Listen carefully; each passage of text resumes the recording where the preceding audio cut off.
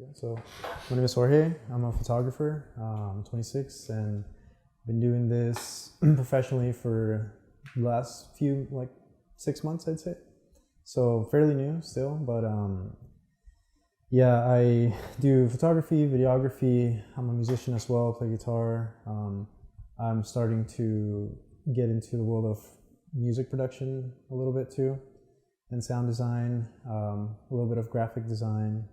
So just kind of trying to be a jack of all trades and be able to kind of be like a one-man production company, basically.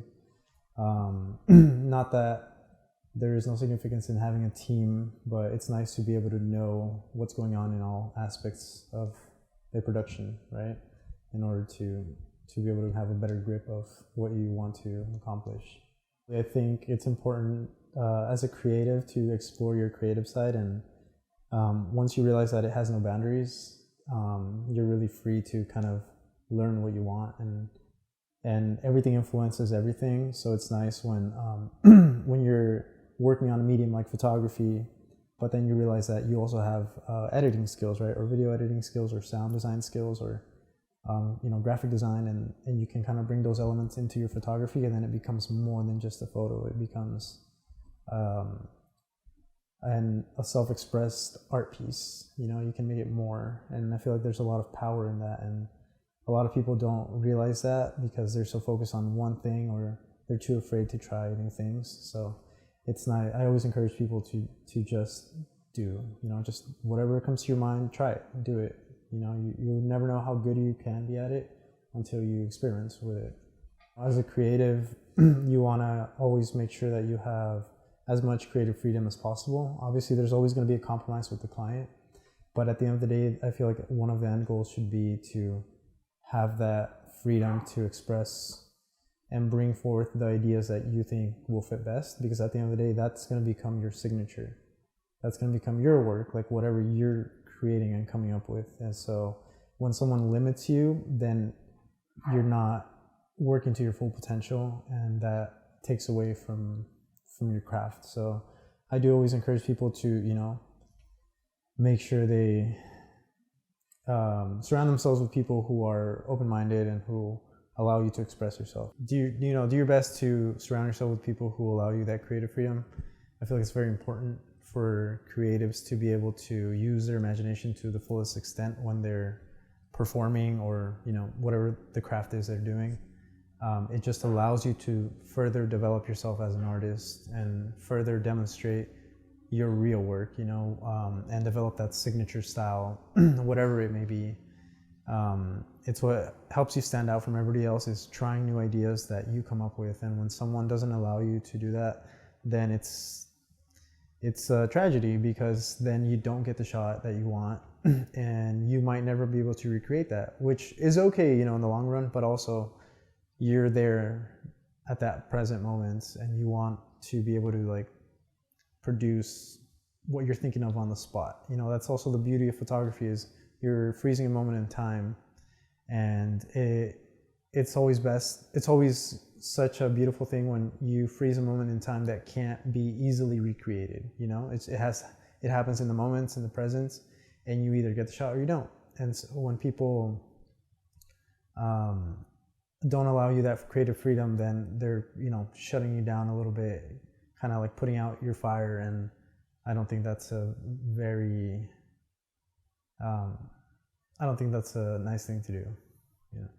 Yes, I have had that experience where the shoot turns into something that I'm not really about, and actually it's also helpful. Like, having bad experiences helps you grow more than the good experiences, in my opinion, because then you're really able to tell what you don't like, and that's super important, because you can start creating a mental checklist of either people you want to work with or not, settings you don't want to involve yourself in, or anything in between. In terms of my crafts, I quickly realized that I got over shooting people for vanity's sake, because then they're not really appreciating your craft, and you're not really able to produce something meaningful, or at least that was my situation, And you know, they're not to blame. Like they're just in it for the ride. But at the same time, I realize that's not something I want to be. That's not a situation I want to be putting myself into if I can avoid it. You know, I would much rather look for shoots that I have more interest in, that intrigue my curiosity, that I feel I can have more creative freedom with, you know, and that have like a deeper meaning to me, you know, that I can assign a value to versus just taking a pretty picture for Instagram. You know, like anyone can do that. It just feels very generic, and it kind of takes away from the craft, in my opinion. I do work with one model, and he's very open-minded. He lets me try out anything I want. He trusts my creativity and my creative process, and I love that. And every time we've worked together, it's been really fun, really chill, and it makes me realize that it encourages me to continue developing my style as a portrait photographer, because you can start blending in different styles, you know, whether it's like a fashion type shoots or more of a personalized shoot, and anything in between, you know, and and then like being able to choose the setting, outdoors, indoors, you know, whether it's like a beach, a park, a church, whatever, time of day, being able to choose your angles, and anything in between really helps, you know, because then you start getting all your generic shots out of the way. You know, everybody's has to get certain shots out of their system because we all want to try it. We're all curious, you know, we all want to recreate someone else's shot, or once we start, we don't really give thought to it. We just want to do, and that's great. And that's the point, because when you start doing is when you start to realize, okay, I did that. This is what I liked about it. This is what I didn't. I want to focus more on this, and now you have a whole new take and perspective on how you want to shoot your model, you know, or whatever it is you're shooting. So it's always nice to work with people who really trust that creative process. I definitely know that I love working with people. People are my favorite subject to shoot. And now that I've kind of gotten out of the way shooting for fun, you know, just kind of doing quote unquote fashion shoots or just Instagram trendy content, I feel like I'm taking a step towards going more into depth with my portraits. So I am definitely starting to look for the right people to shoot, you know, and I'm talking about, you know, like business owners, people who are out there trying to achieve a dream, trying to achieve a goal. You know, like we all struggle in our own ways, and I have realized that I take a lot of interest in the path and the journey that people take to get to where they want, and being able to document, even if it's like a small fragment of that journey, feels important to me, you know, because at the end of the day, it's always nice, and I feel like it's important to be able to look back, even if it was years ago or months ago or whatever, and be able to see in a well-documented way where you were at, you know, at what point or stage in life were you at, and if I'm able to capture their true essence through my lens, then that's like the biggest win for me, you know. It's like such a thrill, you know, being able to like not capture who you are when you go out clubbing, not capture who you're trying to pose to be, but really capture who you are as a person, you know, like whether it's doing, you know, your craft or your job, or socializing with family, like getting a little more intimate with that, with photography. And so, you know, like part of that for me is definitely sitting down with the subject or the model and being able to kind of flesh out a few details about their life, you know, and kind of get intimate in that sort of sense in a conversation before we even start shooting, so that I'm able to kind of break through some barriers and set a nice level of comfort between us, so that dynamic helps the shoot because when you're working with someone new, there's always that phase of, slight discomfort, and, especially when it's a stranger, you start out at a very, at a very like superficial tone of interactions, and you quickly realize that in order for you to really capture the essence of a person, sometimes it does take a certain level of comfort that you have to develop, so being able to focus on that and then go from there is my goal from now on moving forth, and being a little giving a little more thought to the subjects I choose to document is also something that I'm working on. I feel like every time you get into a new style of shooting or a new kind of concept, you're new to it, so it's another learning lesson, right? So you want to make sure that you just do it, you get that experience, and eventually you're going to start developing your own signature within that style, but you always got to have a first.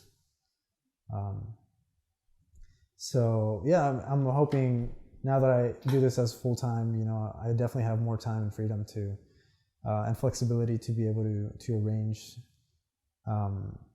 seeking out potential clients, but more than that, subjects that I want to start focusing to start building my portfolio with. I think it's really easy to get carried away with the shooting part. We're all photographers, I feel like, are very trigger happy, especially when you're new to it. So I think an important part of it is to stay organized, and start developing consistent steps that you can take during each shoot. Like you said, whether it's like you first have an idea, write down your idea, let it sit for a few hours, a few days, whatever it takes, and then revisit it, and then start developing out the steps within your idea so that you start getting organized. Think out the concept, think out the setting, the time of day, the lighting you want, the mood you want for it, and that's just the technical stuff. But you also want to make sure, what kind of a feel do you want to give it? What kind of impacts are you going for with your audience? Are they going to understand what you're shooting? Are they gonna, is it like an easy to read type scene or concept? And then there's more to it if you're working with people, because people are sentient beings. So there's a lot of factors that come into play. Like they have their own personality, they have their own way of doing things, and their own way of talking, behaving, moving, and you'll have to kind of take account for everything to a certain extent to be able to capture what you want. And then there's, like I said, there's always a compromise between the shooter and the subject, because there has to be, and at the end of the day, you have to be able to have enough control and flexibility to be able to still get the shot that you want within that compromise, but it's always nice to sit on ideas for a while and just make sure you're writing it out, documenting the steps, and then on the technical side, making sure that the angles you're going to use, like the lighting you want, maybe do like a test shoot with a friend or just on your own, start kind of like doing, because the best way you're always going to learn, the best way to learn will always be by doing, because you're experiencing it in the moment, and then if you bump into obstacles, then you learn how to solve them, and it's better to do it beforehand rather than shooting for the first time when you're actually doing the project and then bumping into obstacles that ruin the shoot or don't allow you to proceed, so it's always better to get that out of the way faster rather than just kind of like always winging it on the fly. My dad, back in the 90s, early 2000s, he owned a VHS Sony as well, and he was a videographer. He did it mainly for fun, but every now and then he would have paid gigs. And so I know that I definitely got it from my dad. He's definitely a creative in my family. Growing up, I never imagined this was the path I would take. However, I do realize that I was always interested in photography. Like from a very early age, I believe when I was in elementary school, we had a program called School in the Park, where they would take our class to Balboa Park, and we would spend 1 week in a different museum, and it would be spread out through the school year. And so one of those times we spent a week at the MoMA, the Museum of Photographic Arts. And basically they taught us how to use digital cameras, this was like 2004, 2005, like early. So I was like maybe 7 or 8. And then they had us go out, take pictures, taught us the basics of composition. And then at the end of the week, I believe they had us put together a slideshow of our pictures for like a little collaborative project. And I think from that moment on, it kind of sparked something in me. And I always remember those days very fondly. And just throughout my years, I realized I just started compiling pictures like all the time. I would be taking photos all the time, like pretty much every day of my life. Like, whether it was capturing a moment with family, friends, just details that I would notice around the house or when I was out in the street or, at a friend's house, whatever. However, I never really gave importance to it. It was just me taking pictures, and like eventually we had smartphones and we had cameras on there. So it was just so easy to be taking pictures all the time. And about 6 years ago was when my mom, she bought a DSLR camera for her job, and she would bring it home sometimes, so I would use it for fun, and I would start asking friends to model for me. We would go to the beach, to the park. My girlfriend at the time, she also loved taking pictures, so we would just go out and take pictures and have fun with it. And even then, I did not ever consider that as a career path. I was just doing it for fun. It was kind of like a creative outlet. It was something that I would do to, get rid of stress or distract myself, or, creative outlet. And then in the last 2 years was when I really started getting more serious with it. I reconnected with one of my buddies from high school, Gabe, and he happened to be a photographer, a professional photographer. He was just starting out at the time, and he's gone a long way since, and I feel like that was definitely the necessary push I needed, and inspiration to really consider this as a career. He was really the one who encouraged me and allowed me to see, or opened my eyes to see, that there is a career in it, and there is potential to thrive within it, and to not be afraid to be a creative, to not be afraid to go put yourself out there and do what you want to do, and so having that, and then being surrounded by supportive friends, really encouraged me to start being more consistent with it and considering it. And then in the past few months was when I really just let myself go at it, and I really started just acting the part. And at the end of the day, that's something very important. I feel like we all need to act like the people we want to be. And it's very common nowadays for our generation to have what's called imposter syndrome, and kind of feel like because you don't know anything, you're not allowed to be who you want to be or become that person, and that's just wrong. Like, people should always be encouraged to go after what they want. And I try to always encourage creative people to just do what they feel they want to do, like continue creating, whether it's painting or drawing or taking pictures or, doing video. It's important because you never know how far it's going to take you, and it's challenging. It's definitely challenging, but I feel like the biggest obstacle is always going to be yourself and your overthinking. You really have to have that mental fortitude to be able to overcome your insecurities and gain that confidence that you need to proceed. And, once you start acting the part, you become the person, and that's a very straightforward way of doing it, just just be the person you want to be from the start. It doesn't matter if you don't know anything, you're going to learn because you're going to be doing. And so that leads to the other question, which is my advice for people would be to just go out and do it. Don't mind the opinions of others. People will always have opinions. There will always be someone judging you. There's always going to be, negative Nancy's out there, but that's okay. Like, have fun with it. Don't take things too seriously. Don't take yourself too seriously. Just have fun. At the end of the day, what's the point if you're not having fun creating, right?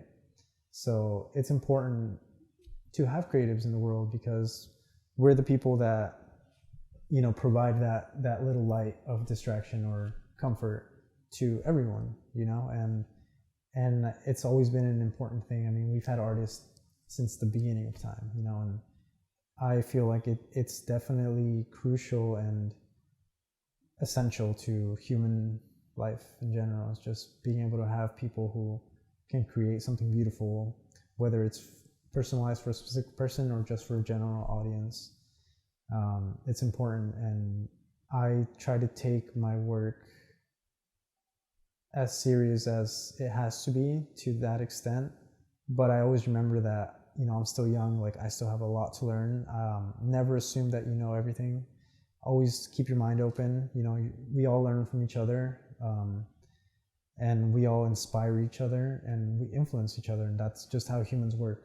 So it's nice to see that seamless flow between artists when there's no hates, when it's all love, and we nurture each other, we encourage each other to create, we collaborate, and that kind of brings out the best in us, and it's how we thrive as artists, as creatives, and it's definitely powerful. It's power that we have, and we can develop it as much as we want and use it for good, use it for whatever purpose we want, And I feel like my purpose is create work that inspires other people to continue doing what they're doing and impacts people and makes them think about my work, makes them think rather than just saying, oh, what a pretty picture, like I want to be able to create work that's impactful, that's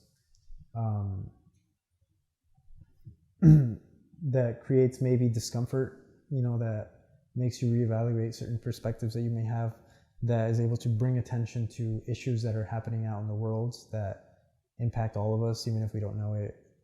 Important things that I consider important, Yeah.